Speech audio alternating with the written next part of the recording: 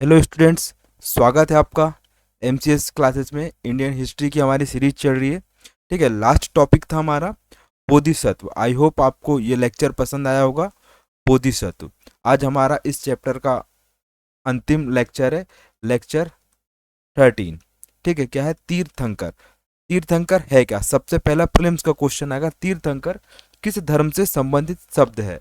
तो आंसर हो जाएगा इसका क्या? जैन धर्म। ठीक है, सिंपल सा उत्तर होगा इसका। फिर आते हैं तीर्थंकर का अर्थ क्या होता है, शाब्दिक अर्थ। फोर्ड निर्माता, विक्टर या फिर शिक्षण का देवता। ये इसका क्या होता है? शाब्दिक अर्थ होता है, सिंपल सा, फोर्ड निर्माता, विक्टर या फिर शिक्षण का देवता। अब तीर्थंकर की या फिर तीर्थंकर होता कौन है या फिर इसकी डेफिनेशन क्या है? तो ज्ञान प्राप्त करने के लिए स्वयं की प्रकृति को समझ लिया। मतलब जिस व्यक्ति ने ज्ञान प्राप्ति के लिए अपनी प्रकृति को समझ लिया, वही क्या है? तीर्थंकर है। देखिए, मैं आपको रिवाइज करवाता हूँ। हिंदू दर्शन या धर्म के अनुसार व्यक्ति में 3 प्रकार के गुण बताए गए हैं। कौन कौन सा? राजसिक, सात्विक और तामसिक गुण। ठीक है, इन 3 गुणों को जिसने पहचान लिया, वही क्या बन सकता है? तीर्थंकर बन सकता है। ऐसा किसने कहा? ये जैन दर्शन कहता है ये। ठीक है, मैंने बस आपको गुण बताए। हिंदू दर्शन के अनुसार व्यक्ति के अंदर 3 प्रकार के गुण होते हैं। ठीक है, अभी हम वेस्टर्न फिलोसफर की बात करें तो आपने सुना होगा अरस्तु, प्लेटो, ये वेस्टर्न थिंकर है। इन्होंने व्यक्ति के अंदर कौन कौन से गुण बताए हैं? साहस, क्षुधा, ठीक है, और दर्शन या फिर इसको विवेक बोलते हैं। ठीक है, इन 3 गुणों के आधार पर ही व्यक्ति के चरित्र का निर्धारण किया जाता है, फिर यह व्यक्ति के व्यक्तित्व का निर्धारण किया जाता है। ठीक है, आई होप आपको ये समझ में आया होगा व्यक्ति के अंदर कौन कौन से गुण होते हैं, और जिसने इन गुणों को पहचान लिया वही तीर्थंकर की ओर अग्रसर होता है। ठीक है, तीर्थंकर का अर्थ क्या है? तार करने वाला, अर्थात जो स्वयं के तप से माध्यम से आत्मज्ञान पाता है। क्या? स्वयं के तप के माध्यम से जिसने आत्मज्ञान प्राप्त कर लिया है। ठीक है, तथा संसार सागर से पार करने वाला, तीर्थ की रचना करता है, वही क्या कहलाता है? तीर्थंकर कहलाता है। ठीक है, क्या है? जो स्वयं तप के माध्यम से, स्वयं तप के माध्यम से आत्मज्ञान को प्राप्त करने वाला ही क्या कहलाता है? तीर्थंकर कहलाता है। तथा जो संसार रूपी सागर से तर जाता है या फिर उसको पार कर लेता है, वही क्या है? तीर्थंकर है। ठीक है, आई होप आपको तीर्थंकर समझ में आया होगा कि ये है क्या करके। ठीक है, अब उन व्यक्तियों को जैन धर्म में उन व्यक्तियों को तथा जिन महात्माओं को तीर्थंकर कहा जाता है, जिन्होंने परिवर्तन किया है किसमें? संसार में, उपदेश दिए हैं तथा असंख्य जीवों को इस संसार से क्या किया है? तार दिया है, उन्हें ही क्या कहते हैं? तीर्थंकर कहते हैं। ठीक है, और जिस व्यक्ति ने अपने अंदर के क्रोध, अभिमान, छल, इच्छा आदि पर विजय प्राप्त कर ली है, उसे ही क्या बोलते हैं? तीर्थंकर कहा जाता है। ठीक है, एक बार और देख लीजिए। ठीक है, कि तीर्थंकर होते क्या है? तीर्थंकर उन आत्माओं या जिनों को कहा जाता है, जिन, ठीक है, जिन मतलब कि आंतरिक शत्रुओं पर विजेता प्राप्त करने वाला। ठीक है, उसे क्या बोलते हैं? जीन बोलते हैं, जिन बोलते हैं। ठीक, तो देखते हैं फिर हम लोग, जिन्होंने परिवर्तन कर लिया है, उपदेश दिए हैं तथा संसार के असंख्य जीवों को क्या कर दिया? तार दिया है, वही क्या कहलाते हैं? तीर्थंकर कहलाते हैं। साथ ही उन्होंने अपने अंदर के क्रोध, अभिमान, छल, इच्छा आदि पर क्या प्राप्त कर लिए? विजय प्राप्त कर लिए। इसे ही क्या बोलते हैं हम लोग? तीर्थंकर बोलते हैं। ठीक है, आई होप आपको ये तीर्थंकर तरह तरह की डेफिनेशन दी हुई है, आपको लेकिन समझना पड़ेगा, एक कॉन्सेप्ट आपको निकालना पड़ेगा। ठीक है, कि तीर्थंकर होता क्या है एक्चुअली में। जिस प्रकार बोधिसत्व होता था कि जिसने बुद्ध बनने की इच्छा रख लिया है या इच्छा कर लिया है, वही क्या है? बोधिसत्व के रास्ते पर है। ठीक है, उसी प्रकार तीर्थंकर क्या है? जिसने संसार के असंख्य लोगों को पार करवाया है। ठीक है, किसके लिए? ज्ञान प्राप्ति के लिए, वही क्या कहलाता है? तीर्थंकर कहलाता है। अब देखिए और एक डेफिनेशन दी हुई है, तीर्थंकर ऐसे व्यक्तित्व को कहते हैं जिन्होंने संसार, मृत्यु, पुनर्जन्म के चक्र पर स्वयं विजय प्राप्त कर ली है। उस व्यक्ति ने संसार, मृत्यु, पुनर्जन्म के चक्र पर स्वयं विजय प्राप्त की है और दूसरों के अनुसरण के लिए मार्ग बनाया है। ठीक है, वो तो स्वयं निर्वाण प्राप्त कर लिया है, लेकिन वो कहना क्या चाह रहा है कि वो अपने साथ साथ दूसरों को भी निर्वाण की ओर अग्रसर करे। ठीक है, वही क्या कहलाएगा, तीर्थंकर कहलाएगा। अब देखिए कल्पसूत्र, जैन साहित्य है ये कल्पसूत्र, इसकी रचना किसने किसने की है, भद्रबाहु ने की है कल्पसूत्र की रचना। ठीक है, इनके अनुसार 24 तीर्थंकर हुए हैं, किसमें, जैन दर्शन में। कितने, 24 तीर्थंकर। देख लीजिए ये यहाँ पे चित्र है, इस चित्र में 24 तीर्थंकर दिए हुए हैं। ठीक है, 1 2 3 4 5 6 7 8, फिर सेकंड वाले गोले में आए हुए हैं, ऐसे 24 तीर्थंकर हुए हैं, किसमें, जैन धर्म में। ठीक है, और इनकी जानकारी किससे मिलती है हमें, कल्पसूत्र धार्मिक ग्रंथ है एक। ठीक है, किसने रचना की है इसकी, भद्रबाहु ने। अब देखिए जो भद्रबाहु था, इन्होंने दिगंबर संप्रदाय को अपनाया था। ठीक है, जब मैं आपको जैन धर्म पढ़ाऊंगा उसमें आपको विस्तृत से मैं बताऊंगा कैसे जैन धर्म भी दो भागों में विभाजित हुआ था, एक श्वेतांबर और एक पीताम्बर, दिगंबर। ठीक है, श्वेतांबर और दिगंबर दो संप्रदायों में विभाजित हुआ था। ठीक है, जो दिगंबर थे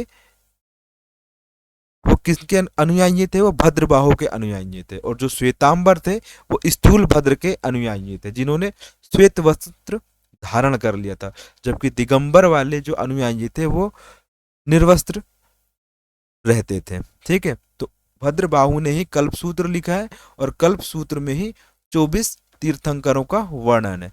ठीक है, देखिए मैं बार बार इसलिए रिपीट कर रहा हूँ क्योंकि आपको ये याद हो जाए, ताकि आपके प्रीलिम्स में यहाँ से क्वेश्चंस गलत ना हो। ठीक है, आई होप आप ये समझ गए होंगे। फिर हम लोग देखते हैं जो तीर्थंकर है। ठीक है, तीर्थंकरों के द्वारा 4 घटक कर्मों को नष्ट कर दिया गया है। ठीक है, कौन कौन से कर्म होंगे, वो ज्ञान आवरणीय कर्म, क्या है, ज्ञान को आवरण करने वाले कर्म। ठीक है, या ज्ञान को अस्पष्ट करने वाले कर्म। ठीक है, मतलब जो तीर्थंकर बन चुका है उसने 4 कर्मों को नष्ट कर चुका है। पहला कर्म क्या हो जाएगा, ज्ञान, जो ज्ञान को ढक रहा है ऐसे कर्मों को उसने क्या किया है, समाप्त कर दिया है। ठीक है, ये हो जाएगा पहला कर्म। फिर दूसरा देखते हैं हम लोग, दूसरा है दर्शन आवरणीय कर्म। ठीक है, कि आपको किसी भी वस्तु का बोध कराने में जो आवरण बन रहा था या अस्पष्टता आ रही थी उस पर भी विजय प्राप्त कर लिया उसने, या फिर उस कर्म को भी इसने क्या कर लिया, समाप्त कर लिया। दर्शन का अर्थ होता है सिंपल सा, मन की आंखों से किसी भी वस्तु का बोध करना या देखना ही क्या है, दर्शन है।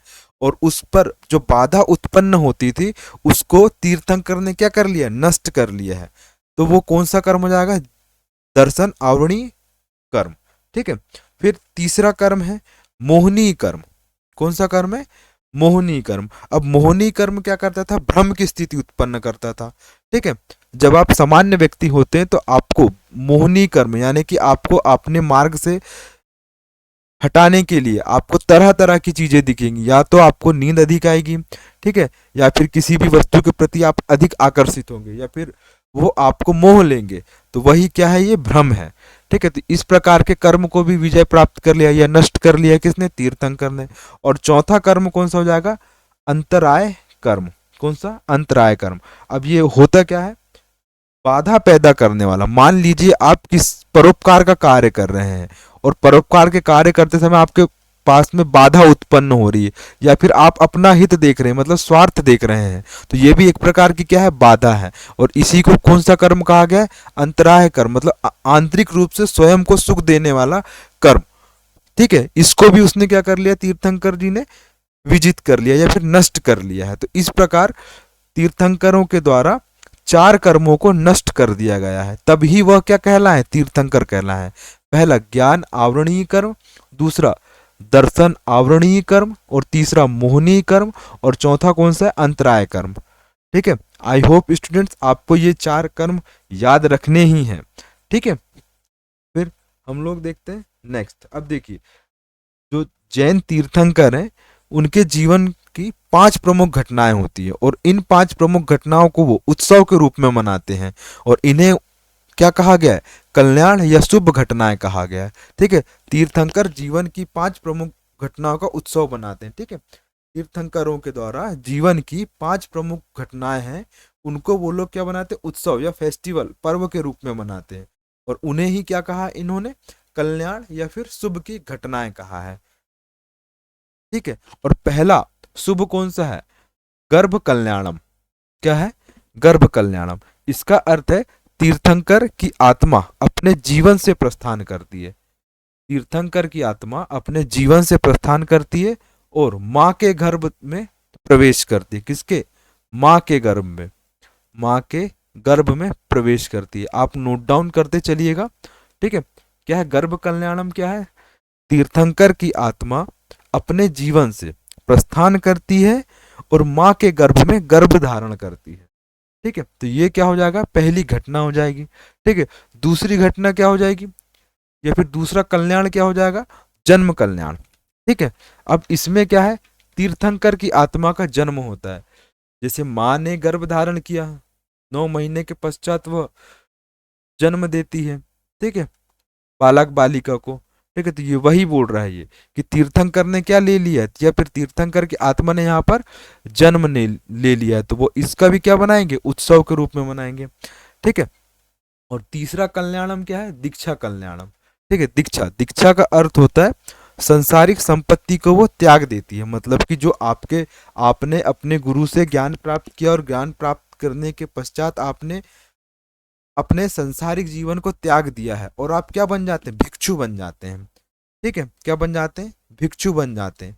तो यह कौन सी घटना कहलाएगी, ये दीक्षा कल्याणम की घटना या दीक्षा शुभ घटना कहलाएगी। ठीक है, अब चौथा कल्याणम कौन सा है, कैवल्य ज्ञान कल्याणम। ठीक है, जब तीर्थंकर की आत्मा 4 कर्मों को नष्ट कर देती है, किसको, 4 कर्मों को नष्ट कर देती है, तब वह कैवल्य या फिर पूर्ण ज्ञान की प्राप्ति कर लेता है। वो किसकी, पूर्ण ज्ञान की प्राप्ति कर लेता है। तब यह उत्सव किसके रूप में मनाया जाता है, कैवल्य ज्ञान कल्याणम के रूप में मनाया जाता है। ठीक है, और कैवल्य ज्ञान कल्याणम में कितने प्रकार के कर्मों को नष्ट करना होता है, 4 प्रकार के कर्मों को नष्ट करना होता है। एक बार रिपीट करते हैं, 4 प्रकार के कर्म कौन कौन से, सबसे पहला ज्ञान कर्म। ठीक है, ज्ञान कर्म। दूसरा क्या है, दर्शन आवरणीय कर्म। तीसरा क्या है, मोहनीय कर्म। और चौथा क्या है, अंतराय कर्म। आपको ये याद रखने कि 4 प्रकार के कर्म कौन से कल्याण में संपन्न किए जाते हैं, तो कैवल्य ज्ञान कल्याणम में। अब 5वां कल्याण कौन सा है, निर्वाण निर्वाण कल्याणम। ठीक है, अब इस कल्याण में होता क्या है, तीर्थंकर की आत्मा संसारिक भौतिक वस्तुओं, तीर्थंकर की आत्मा संसार की भौतिक वस्तुओं या भौतिक अस्तित्व से हमेशा के लिए क्या हो जाती है, मुक्त हो जाती है। यानी कि जन्म एवं चक्र, जन्म एवं मृत्यु के चक्र से वह मुक्त हो जाती है। ठीक है, और मोक्ष की प्राप्ति कर लेती है। उसी को जैन धर्म में क्या कहा गया है, निर्वाण कहा गया है, कैवल्य कहा गया। और वह क्या क्या बन जाता है, वह सिद्ध पुरुष बन जाता है। ठीक है, क्या बन जाता है, सिद्ध पुरुष बन जाता है। ठीक है, तो ये 5 हमारे कल्याण हो गए। ठीक है, इन्हीं कल्याण को तीर्थंकर लोग किसके रूप में मनाते हैं, उत्सव के रूप में मनाते हैं।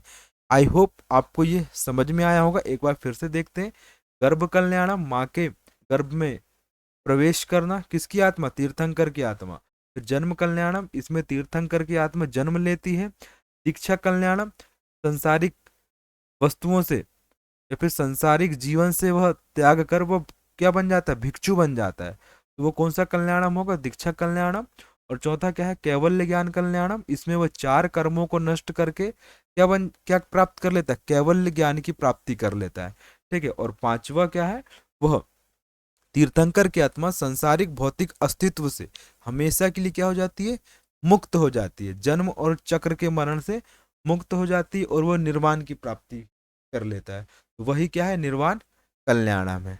ठीक है, आई होप स्टूडेंट्स आपने ये शुभ घटनाएं या फिर कल्याण भी समझ लिया है। अब हम लोग देखते हैं, देखिए कल्प सूत्र में प्रथम तीर्थंकर ऋषभ नाथ का वर्णन है। ठीक है, या फिर ऋषभ देव भी बोलते हैं इन्हें।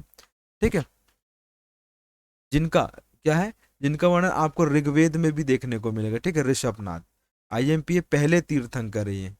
जैन धर्म के कौन से तीर्थंकर है? पहले तीर्थंकर। और अभी तक के कितने तीर्थंकर हुए? 24 तीर्थंकर।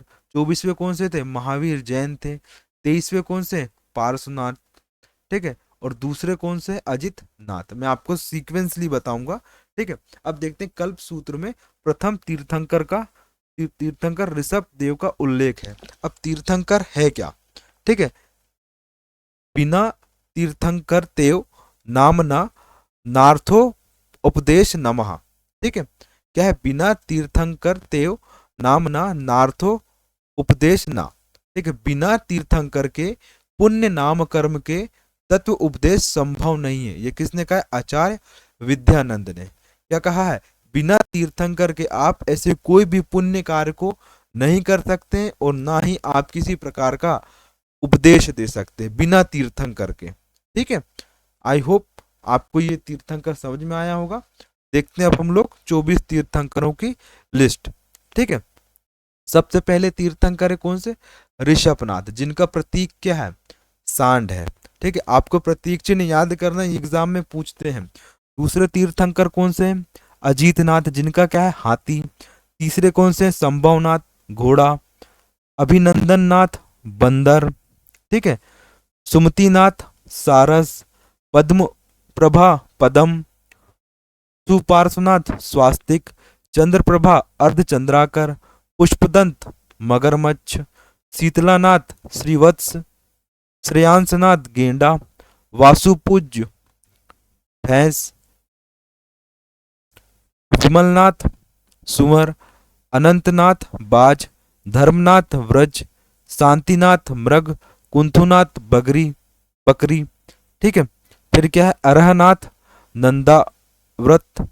मलिनाथ, कलश। देखिए अब आईएमपी है मलिनाथ, ये इन्हें स्त्री भी माना जाता है या पुरुष भी माना जाता है। ठीक है। श्वेतांबर वाले इसे क्या मानते हैं? पुरुष मानते हैं। और जो दिगंबर वाले हैं इन्हें महिला मानते हैं। इसलिए अपने को 19वें तीर्थंकर याद रखना है। फिर 20वें कौन से हैं? मुनि सुव्रत, इनका प्रतीक चिन्ह कौन सा है? कछुआ है। और नामीनाथ का प्रतीक चिन्ह क्या है? कमलनाथ, नीला कमल। और नेमी नाथ का प्रतीक चिन्ह क्या है? शंख। और 23वें तीर्थंकर बहुत ही आईएमपी पार्श्वनाथ। ठीक है। इनका प्रतीक चिन्ह क्या है? सांप है। और 24वें कौन से? महावीर। महावीर जी का क्या है? सिंह और शेर है। ठीक है। तो आई होप आपको ये तीर्थंकर की लिस्ट याद तो नहीं करनी है, लेकिन फिर भी जो आईएमपी तीर्थंकर है हम उन्हें याद कर सकते हैं। तो 24 तीर्थंकर हुए किसमें? जैन दर्शन में। ठीक है। आई होप स्टूडेंट्स आपको ये तीर्थंकर लेक्चर पसंद आया होगा। ठीक है। अब हमारा ये चैप्टर समाप्त हो रहा है। अब हम लोग नेक्स्ट लेक्चर स्टार्ट करेंगे क्या? भारतीय सांस्कृतिक विरासत, चैप्टर नंबर 3, जिसमें कला प्रारूप, साहित्य, पर्व, उत्सव इत्यादि जो टॉपिक दिए हुए हैं उनको हम 5 लेक्चर में खत्म करने की कोशिश करेंगे। ठीक है। इससे पूर्व आप एक बार फिर से इन लेक्चरों को रिवाइज कर लीजिएगा। जहां भी आपको जिस भी लेक्चर में वॉइस का प्रॉब्लम आ रहा है तो आप एक बार कमेंट्स बॉक्स में बता सकते हैं, वो मैं लेक्चर पुनः लाने की कोशिश करूंगा। ठीक है। Thank you for watching MCS classes. और हाँ, जब मैं जैन धर्म पढ़ाऊंगा तो आपको मैं उसमें ऋषभनाथ, पार्श्वनाथ और महावीर जी का विस्तृत से अध्ययन करवाऊंगा। ठीक है। Thank you for watching MCS classes.